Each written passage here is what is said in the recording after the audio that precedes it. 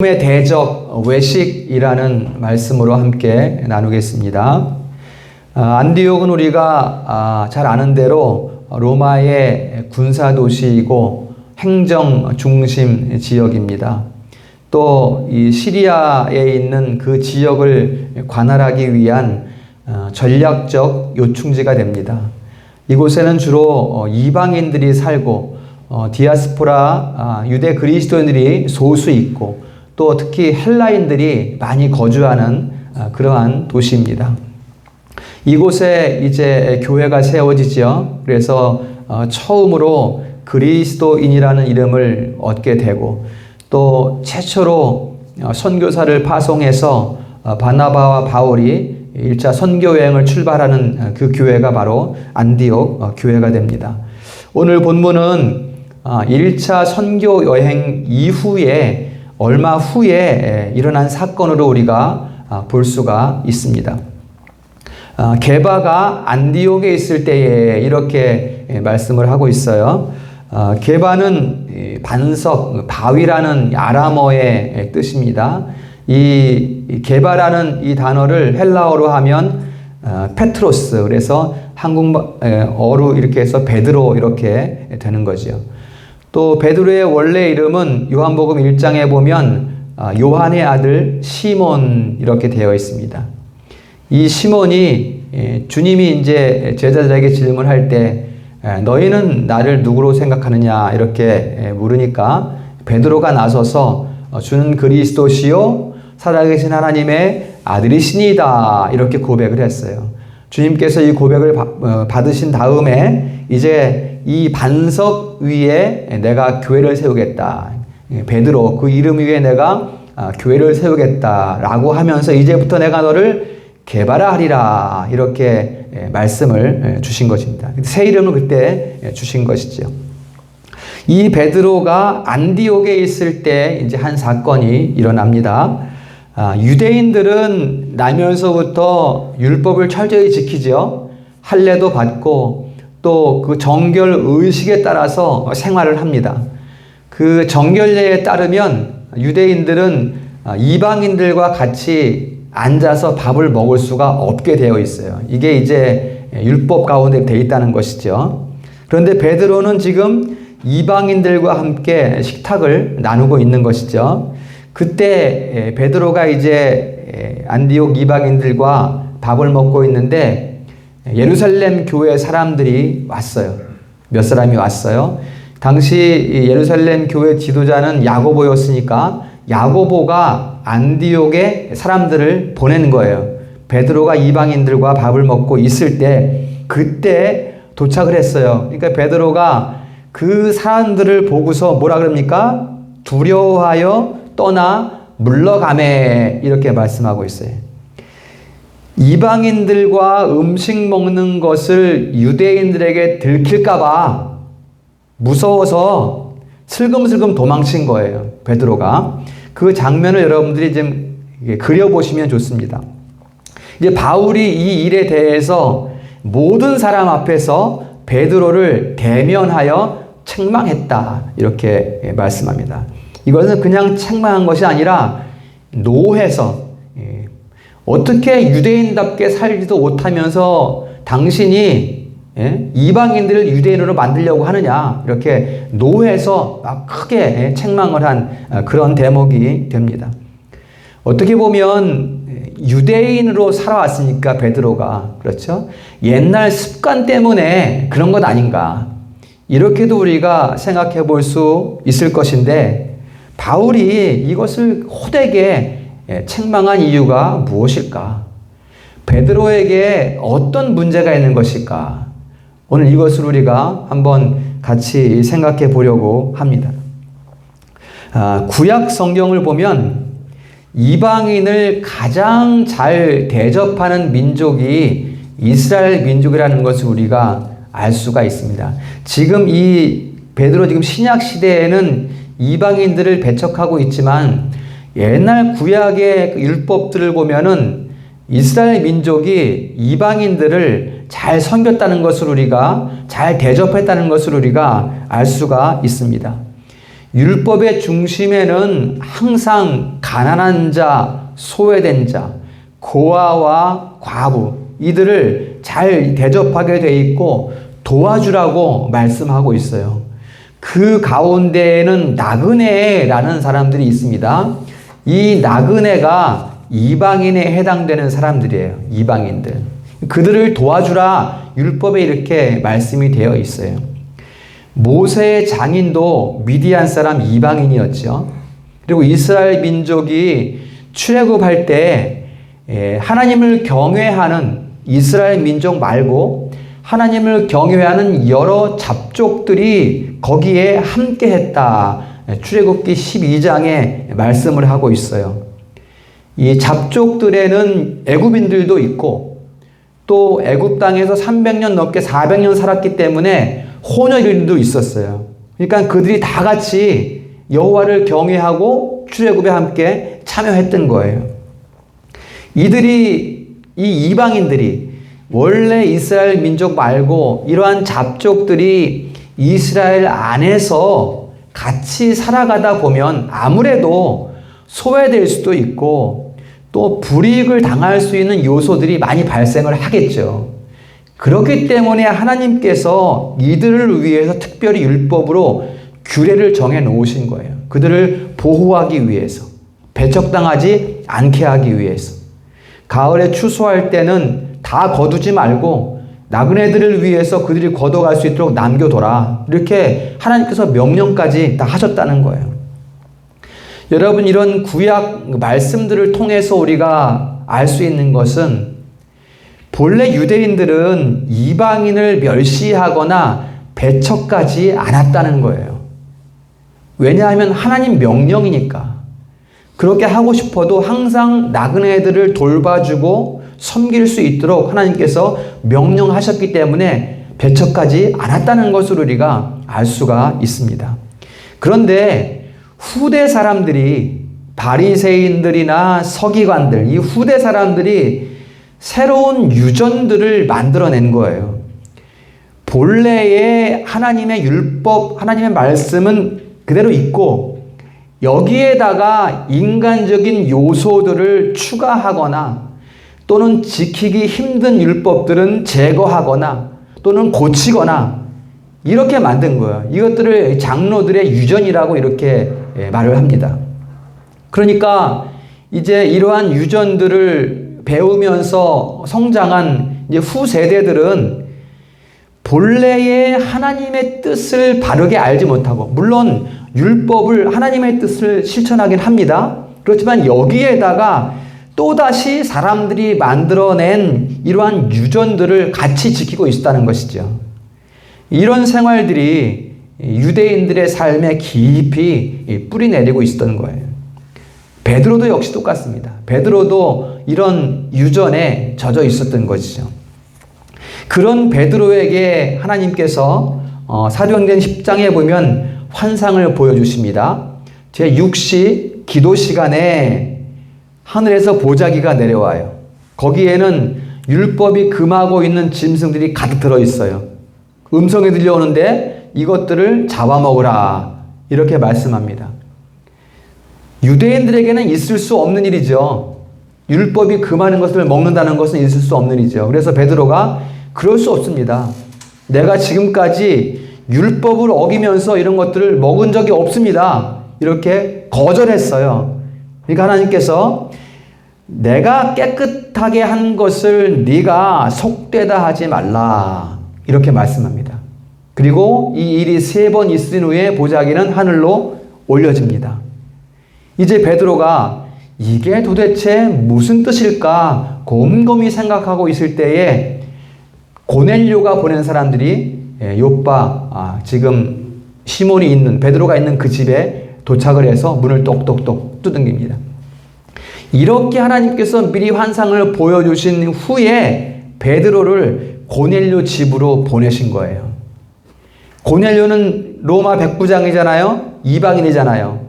이제 고넬료 집에 가면 그 집에 들어가서 함께 교제도 하고 같이 앉아서 밥도 먹어야 되니까 미리 하나님께서 이 환상으로 그러한 상황들을 미리 보여주신 거예요. 그 다음에 베드로를 고넬료 집으로 보내신 것입니다. 이제 고넬료 집에 어떤 일이 있습니까? 성령이 충만하게 임재해서 그 집에 모인 사람들이 변화되고 다 예수를 그리스도로 영접하고 이런 큰 대변화가 이방인 가정에서 일어나게 된 것입니다. 이제 베드로가 깨닫습니다.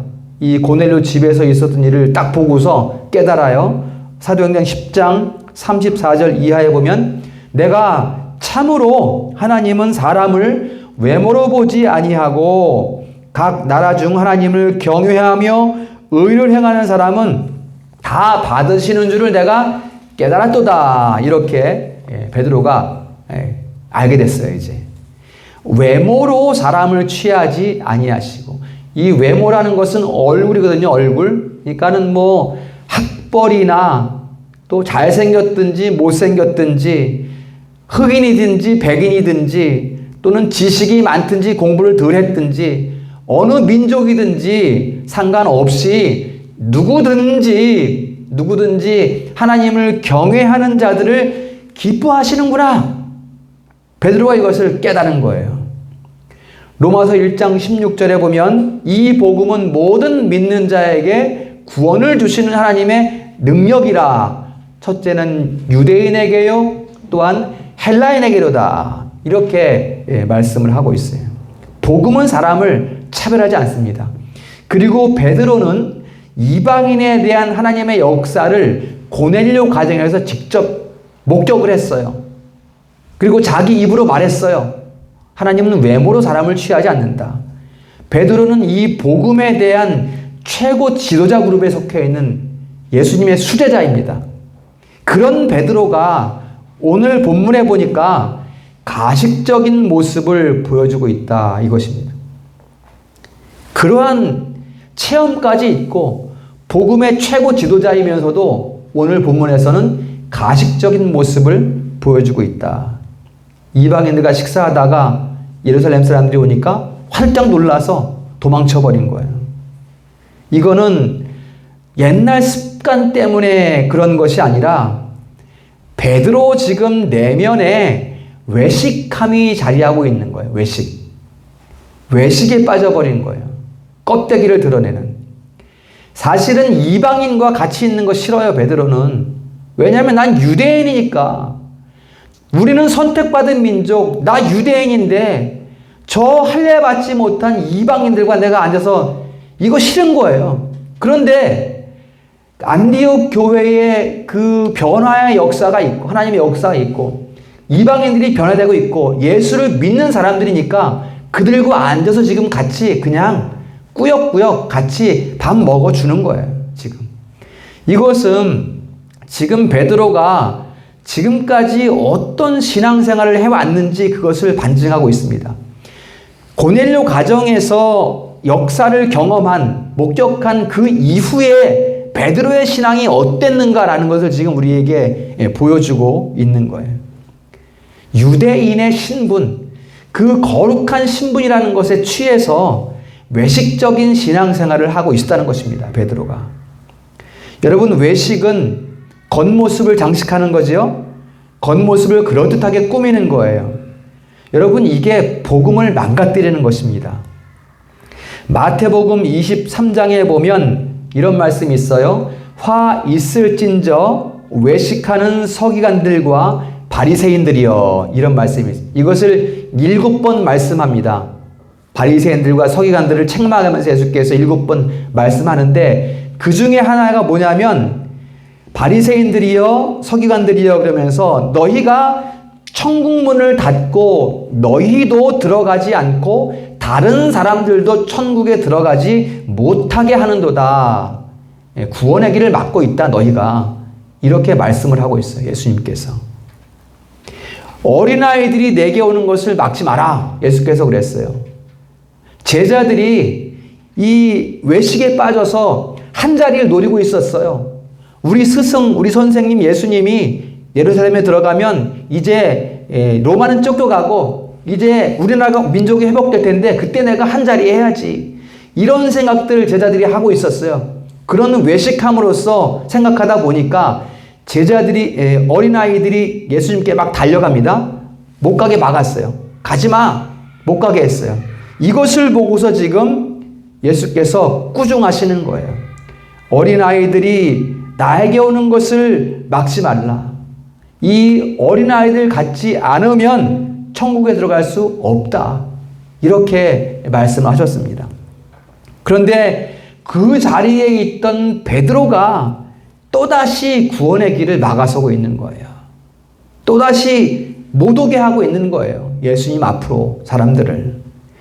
이것은 지도자 생활을 하면서 자기 신앙에 만족하는 그 외식적인 신앙생활이 베드로의 생활에 배겨 있었다라는 것을 우리가 알 수 있습니다. 여러분, 이 바울의 책망이 없었다면 안디옥 교회는 상당히 암울한 상태에 빠졌을 거예요. 우리가 13절 보면 알 수 있습니다. 13절 보면 이것을 본받아 많은 유대인들이 베드로와 같이 외식했다 이렇게 말씀해요. 거기에다가 바나바까지 그 유혹에 끌렸다 이렇게 13절에 말씀하고 있어요. 이거 만약에 바울의 책망이 없었다면 안디옥 교회는 상당히 심각한 지경에 빠졌을 것이라는 것을 볼 수가 있습니다. 여러분, 성도는 이 외식을 조심해야 됩니다. 외식은 내가 외식한다라고 생각해서 외식하는 것이 아니에요. 수제자인 베드로가 이와 같았다면 우리가 결코 예외일 수 없다는 것입니다. 여러분, 복음의 본질은 십자가에 못 박히신 예수 그리스도예요. 믿으십니까? 예수께서 우리를 구원하신 분이시고 우리는 그분을 따라가는 거예요. 이게 복음의 본질입니다. 그 십자가에서 죽음을 생명으로 바꾸셨으니 우리는 생명을 따라가는 거예요. 다른 거 드러낼 거 없다는 거예요. 자랑할 거, 내세울 거 아무것도 없다는 거예요. 이 복음밖에 없다는 거예요. 다만 여러분, 이 복음을 밝혀주는 형식은 있을 수 있어요. 형식은. 그렇죠? 복음이라는 본질이 있고, 예수 그리스도 본질이 있고, 그 복음을 빛내주는 형식이 있을 수 있습니다. 여러분, 성전을 왜 아름답게 가꾸세요? 형식적인 거잖아요. 왜냐하면 성전이니까. 하나님의 임재가 있는 성전이니까 성전을 가꾸는 거예요. 여러분, 강단을 왜 거룩하게 가꿉니까? 아름답게 왜 합니까? 하나님의 임재가 있는 것이니까 형식적이지만 그 거룩함을 나타내기 위해서 우리가 정성을 쏟아붓는 거잖아요. 이게 형식입니다. 본질을 높이기 위한, 본질을 아름답게 하기 위한 형식은 필요한 거죠. 이게 잘 어울려지면 선한 열매들이 맺혀지는 거예요. 여러분. 하지만 이 본질을 빛내지 않는 형식은 외식적인 생활을 만들어낸다라는 것입니다. 지금 베드로가 외식적인 생활을 만들어내는 형식들 뭐가 있습니까? 할례 받는 거, 이방인들과 같이 앉기 싫어하는 거, 다 형식이잖아요. 이거 유전으로 만들어낸 바리새인들, 서기관들이 만들어낸 유전들이잖아요. 그런 것들 다 그런 것들이 본질하고 상관없는 형식들이라는 것입니다. 여러분, 이 외식에 빠지게 되면 예수 그리스도를 드러내는 것이 아니라 나를 자랑하게 돼요. 이제는 내 신앙. 지금 베드로 모습 보세요. 내가 이 정도의 신앙인데, 내가 유대인인데 내 자랑에 빠지고 내 신분을 자랑하고 내 지식을 자랑하는 그런 상태에 빠지게 된다는 것입니다. 그러니까 여러분, 외식이라는 것은 겉모습만 치장하는 것이 아니라 완전히 본질에서 벗어난 상태를 의미한다라는 것입니다. 지금 베드로가 그 본질을 버린 거예요. 예수 그리스도라는 그 본질을 소홀히 하고 있는 거예요, 베드로가.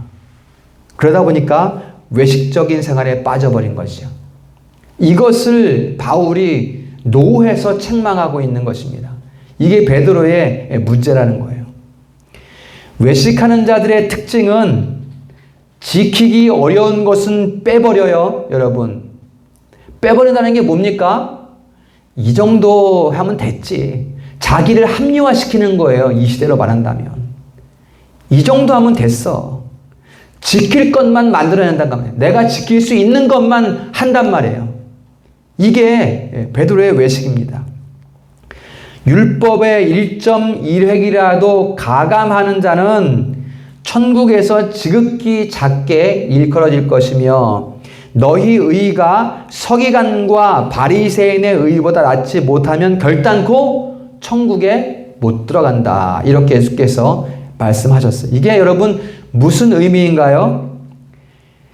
말씀은 그대로 두고 나를 쳐서 말씀에 맞추라는 거예요. 말씀을 바꾸지 말고, 말씀을 내 생활에 맞추지 말고 나를 말씀에 맞추어 가라. 그러려면 나를 쳐야 되겠죠. 그렇죠? 내 자아의 욕심들을 무너뜨려야 되겠죠. 그것을 지금 말씀하고 있는 거예요. 그렇지 않으면 천국에 갈 수 없다라고 말씀하는 거예요. 그런데 이 서기관과 바리새인들은 반대로 했습니다. 나를 치는 것이 아니라, 나를 바꾸는 것이 아니라 말씀을 바꿨다는 거예요. 지키기 어려운 것들은 빼버리고 지킬 만한 인간의 법들을 계속 만들어냈다는 것입니다. 그리고서는 부모 공경에 대해서는 고르반 이렇게 외치는 거예요. 고르반은 실제로 가정에서는 부모를 섬기지 않아요. 부모를 공경하지 않으면서 나 성전에 봉헌금 많이 냈어. 헌금 많이 했어. 고르반 된 거야 그러면. 부모 섬김 다 한 거야. 이렇게 말했다는 거예요. 유대인들이. 이거 얼마나 외식적인 겁니까? 여러분 성도는 정직해야 합니다. 여러분 정직하시기를 축복합니다. 마음에 거짓이 없어야 돼요. 마음에 거짓이 있으면 정직하지 못하면 기도됩니까? 말씀 읽혀집니까? 안 되잖아요. 다 막히는 거예요. 봉사 됩니까? 섬김 다 안 되는 거예요, 여러분. 마음에 정직함이 없으면 다 막혀버리는 거예요. 내 마음에 정직한 영을 부어주소서. 이 다윗의 기도잖아요, 여러분. 다윗의 기도. 이런 기도가 우리 가운데 있어야 돼요. 다윗이 밧세바를 범한 다음에 문제 없다고 생각했어요. 왜냐하면 내가 왕이니까. 왕으로서 이 정도는 할 수 있는 거 아니겠어? 뭐 후궁 둘 수 있는 거 아니겠어? 그러면서 밧세바를 취했어요. 밧세바의 남편 우리아는 죽게 만들었어요. 룰루랄라 하고 있는데 갑자기 나단 선지자가 와가지고 당신 책망하는 거예요. 그러니까 다윗이 어떻게 했습니까? 통곡하는 거예요. 내 눈물로 침상을 적시나이다. 정직한 영을 부어줘. 지금까지 내가 정직하지 못했습니다. 간절히 기도하는 거예요. 다윗. 이런 다윗의 모습이 이 시대의 그리스도인들에게 필요하다는 것입니다, 여러분. 잘못했으면 하나님 정말 잘못했습니다. 용서해 주세요. 묻어두지 말고 용서해 주세요. 이렇게 하나님께 말해야죠. 다윗처럼 말해야죠. 내가 죄를 지었다는 것을 알았으면 말을 해야지. 하나님께 고백해야지. 외식했으면 하나님 잘못했습니다. 말해야죠. 빨리 돌이켜서 변화를 시작해야 되잖아요. 잘못을 알았으면. 묻어두지 말고. 뭔가 깨달았으면 내 삶의 변화를 시작해야 되는 거잖아요. 이것을 우리가 베드로의 이 외식적인 생활을 보면서 우리가 어떻게 변화되어야 하는가를 깨달을 수 있게 되는 것입니다. 하나님은 이 가슴 치는 사람을 기뻐하십니다. 애통한 심령을 주께서는 기다리십니다. 중심에 통회하는 사람들을 하나님께서 기다리신다는 거예요. 우리 성도님들이 주님 앞에 정직히 설 수 있기를 축복합니다. 우리가 알지 못하는 사이에 싹트는 내 안의 형식주의나 외식적인 이런 삶의 모습들, 이런 것들을 다 버려야 됩니다. 우리 마음과 생활을 점검하는 성도인 될 수 있기를 축복합니다. 그 다음에 한 가지 더 살펴볼 것은 우리 신앙인으로서의 자리, 그 자리가 어디인가라는 것입니다. 지금 다 각각의 신앙이 있지 않습니까? 그렇죠? 뭐 1년, 2년, 10년, 20년 된 성도들 다 있지 않습니까? 각각의 상태에 따라서. 여러분, 바울은 이방인들에게 복음을 전하는 사명을 받았어요. 베드로는 할례자들에게 복음을 전하는 사명을 받았어요. 그러니까 유대인들에게 복음 전하는 일을 주님께서 베드로에게 맡겼다는 거예요. 유대인들에게 복음 전하는 일을. 이렇게 보면 여러분, 바울이 있고 베드로가 있는데 이 두 가지 사명을 놓고 본다면 베드로는 어떻게 보면 바울보다 더 강해야 합니다. 그렇다고 바울의 사명이 뭐 작은 것이다, 이걸 말씀하는 것이 아니라 그만큼 중대한 사명을 받았으니 더 열심히 해야 된다는 거예요. 베드로는. 복음을 처음 받은 사람 같으면 예수님을 잘 소개하고 또 예수님을 빛내기 위해서 또 형식도 가르치고 또 의식도 가르치고 잘 가르쳐서 믿음의 길을 잘 안내하면 될 거예요. 그렇죠? 그래서 예수를 믿게 하면 됩니다. 처음 이제 복음을 접하는 사람이라면. 그런데 유대인들은 이미 다 알고 있어요. 형식도 알고 의식도 알고 다 알고 있다 보니까 복음을 받기가 더 어려운 거예요. 그럼 베드로는 어떻게 해야 됩니까? 이 일을 위해서 하나님께서 베드로를 준비시킨 거잖아요. 베드로는 주님을 먼저 만났어요. 바울보다도. 예수님과 동고동락했어요. 먼저 된 사람이잖아요. 베드로는. 그런데도 지금 베드로는 자신에게 맡겨진 그 자리, 우리로 말한다면 그리스도인으로 있어야 될 그 자리를 지키지 못하고 있다는 거예요. 지금 베드로가. 여러분, 우리는 이 베드로를 보면서 중요한 사실을 우리가 하나 발견할 수 있습니다. 지금 베드로는 안디옥에 있는 이방인들의 신앙에 자기 신앙을 대비하고 있어요. 이방인들의 신앙과 베드로의 신앙을 같이 비춰보고 있다는 거예요. 지금 이방인의 도시잖아요. 안디옥에서 이제 신앙생활을 막 시작한 사람들하고 베드로의 신앙하고 분명히 달라야 되겠죠, 여러분. 똑같으면 안 되잖아요.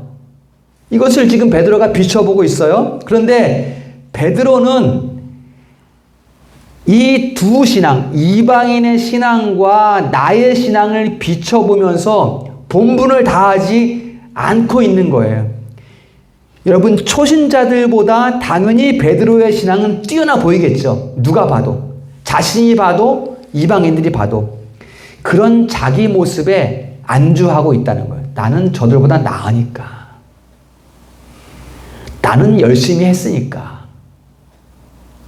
당연히 다른 건데 자기의 모습, 신앙이 뛰어나 보이니까 자기 본분과 사명의 자리를 지키지 못하게 되었다라는 것입니다. 여러분, 우리가 있어야 될 신앙인의 자리는 어디일까요? 신앙인의 자리는 개인에 따라 다 다르겠어요. 그렇죠? 이제 뭐 처음 교회에 나온 사람도 있을 테고 또 1년 된 사람, 2년 된 사람도 있을 테고 또 10년 된 사람도 있을 테고 20년 된 사람도 있을 거예요. 다 성도입니다. 그렇죠? 공동체 안에 다 성도로 있는 거예요.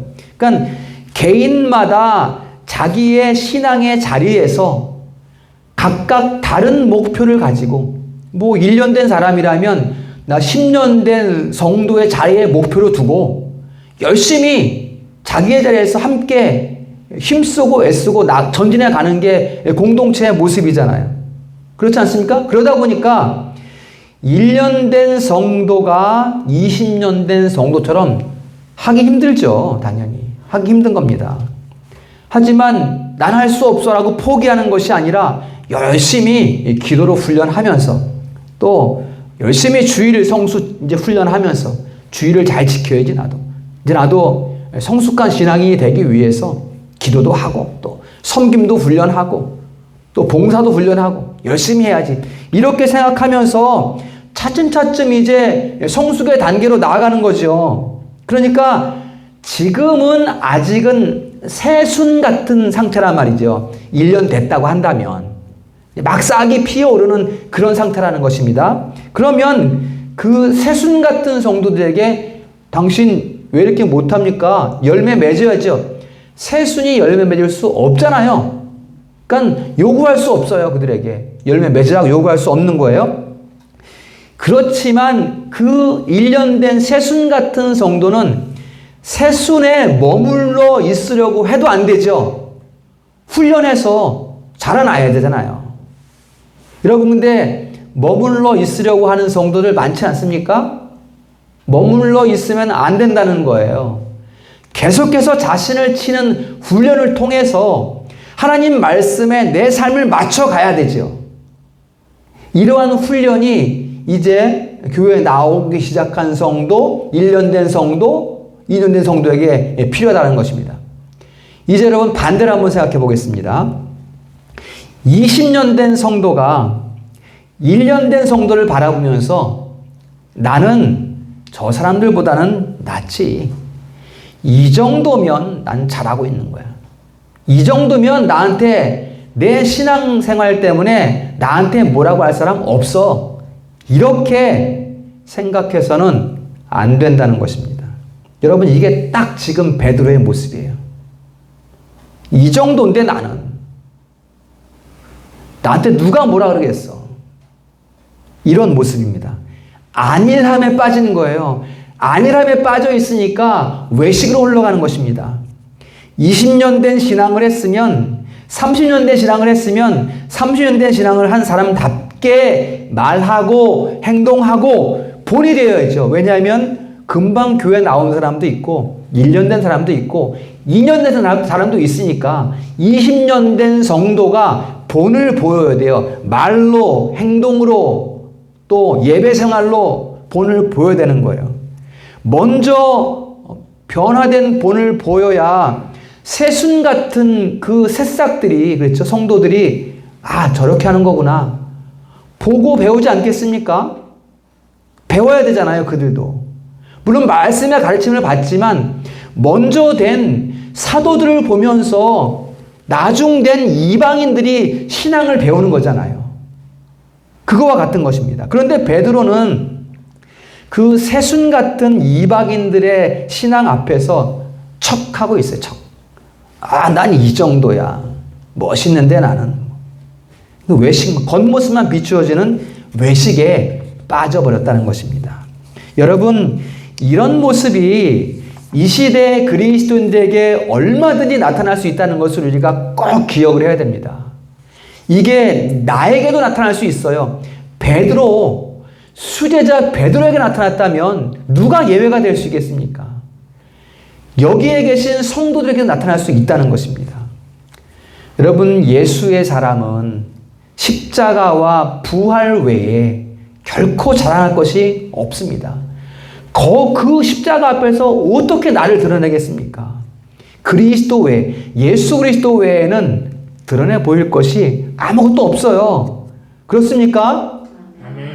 주님께서 자격 없는 나를 받아주셨고 죽어있는 생명에게 새 생명을 열어주셨으니, 살 길을 열어주셨으니 무엇을 더, 그거 말고 무엇을 더 우리가 자랑하겠습니까? 여러분, 우리 삶의 과거를 돌아보세요. 내 형식적인 삶, 내 성품, 나의 못된 자질, 이런 것들 다 아시잖아요. 하나님께서는 그런 나를 받아주셨으니 우리에게 예수보다 더 드러낼 것, 더 자랑할 것, 더 귀한 것이 뭐가 있겠습니까? 아무것도 없는 거예요. 이거 날마다 우리가 고백할 수 있어야 됩니다. 나를 받아주신 분이 예수님이시고 나를 살리신 분이 예수님이시고 이거를 우리가 선포하면 되는 거예요. 10년 했건 20년 했건 그거 드러낼 거 아니라는 거예요. 내가 그만큼 신앙생활 한 모습대로 오늘 여기를 살아가면 그거 된 거지. 결코 그것은 드러낼 것이 아니라는 것을 오늘 성경이 말씀해주고 있습니다. 따라서 우리는 예수의 능력으로 예수 안에 거하는 성도가 되고 예수의 능력으로 예수 안에 거하는 그러한 교회가 되어야 하겠습니다. 혹시라도 무의식 중에라도 안일함에 빠져서 복음을 회방하는 그 길에 내가 복음을 맡고 있지는 않은지 항상 성찰하는 우리 성도님 될 수 있기를 주님의 이름으로 축원합니다. 말씀을 정리하겠습니다. 오늘 우리는 성경을 통해서 베드로의 위선적인 모습을 목격을 했습니다. 그러나 여러분, 베드로는 이후가 중요하잖아요. 이후가.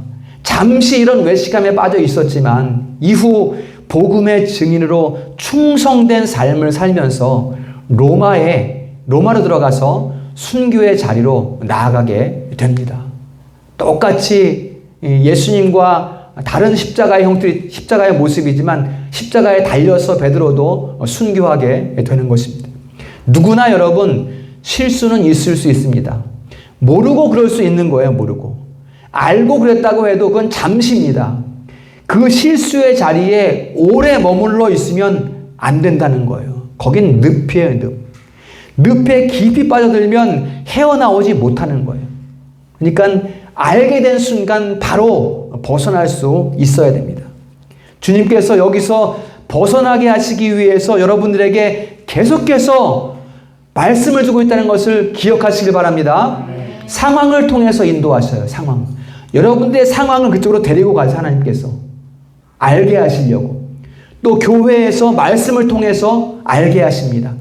또 주변 사람을 통해서, 친구를 통해서 계속해서 여러분들에게 말씀하고 있습니다. 여러분들 그 말씀에 귀를 열어서 순종할 수 있어야 합니다. 지금 우리의 신앙의 자리를 잘 지켜서 우리 모두가 주님의 기쁨이 되는 그러한 성도 될 수 있기를 주님의 이름으로 축원합니다.